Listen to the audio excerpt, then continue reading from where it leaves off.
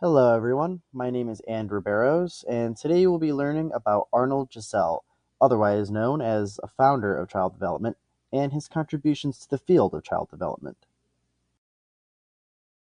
So, who is Arnold Giselle? Well, he was an American psychologist, a pediatrician, a professor at Yale University, as well as a pioneer in his field.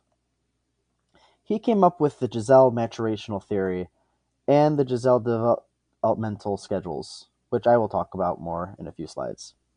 He had a core belief about the effects of nature and nurture in child development. Let's talk about Giselle's theory. What exactly is his theory? Well, he believed that a child's development occurs in a predetermined set of stages that are not directly correlated to a child's age. What this means is basically that all children will go through these stages. No matter who the child is, they will all go through a predetermined set of stages of growth. However, all children do go through these stages at their own rates. And he did not believe that external factors played a part in a child's growth in these stages. So, in other words, he did not believe that a child's environment or their family background or their cultural influences or their early experiences with their peers or adults played much of a role in a child's development. On the contrary, he actually believed that a child's inherited traits are what determines their developmental growth. Things such as their genetics, their temperament, their personality, basically things that are all predetermined at birth. This is something that, by today's standards, is not quite as heavily believed upon, but for the time where he developed his theory, this was a pretty surefire, pretty highly believed way of thinking. And a lot of his theory does still hold up today and is still practiced today. You may be wondering after hearing his theory what practical uses there are for a theory such as this. And interestingly, this theory actually did lead to the development of Giselle's developmental schedules.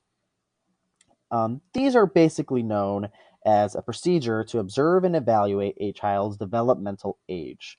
What that means is basically where they're at, like in the title, developmentally, not quite physically.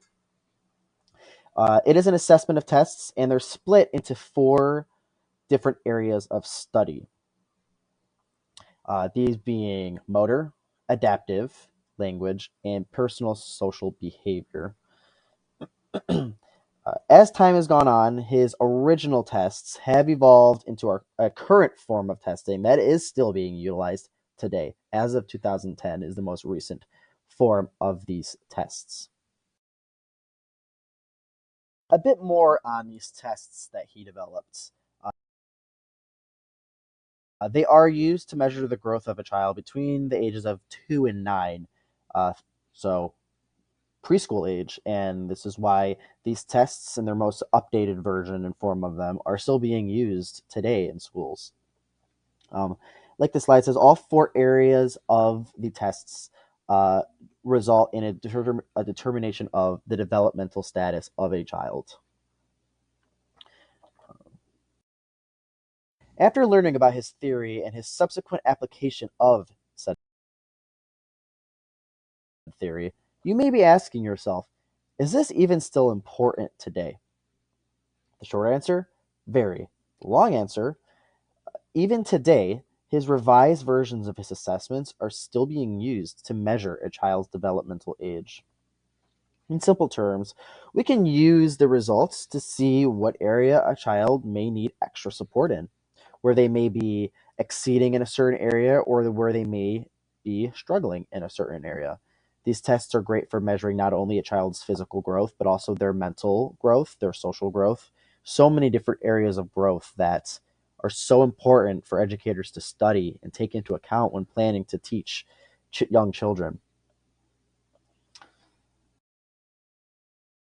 To summarize the man Arnold Giselle up in just a few key points. First, he was a major contributor to children's developmental studies. He developed a theory that is still being studied and analyzed today, which a lot of it has not really held up so quite well with time. A lot of it is still widely considered to be accurate and used today. And this theory has led to a set of tests that are developed that can help determine a child's developmental age. He was a very important figure in our field whose ideas are still being used today. And when we are all preschool teachers ourselves, we will be seeing his tests and hopefully using a lot of the information that he had come up with when we're planning to create lessons for our children.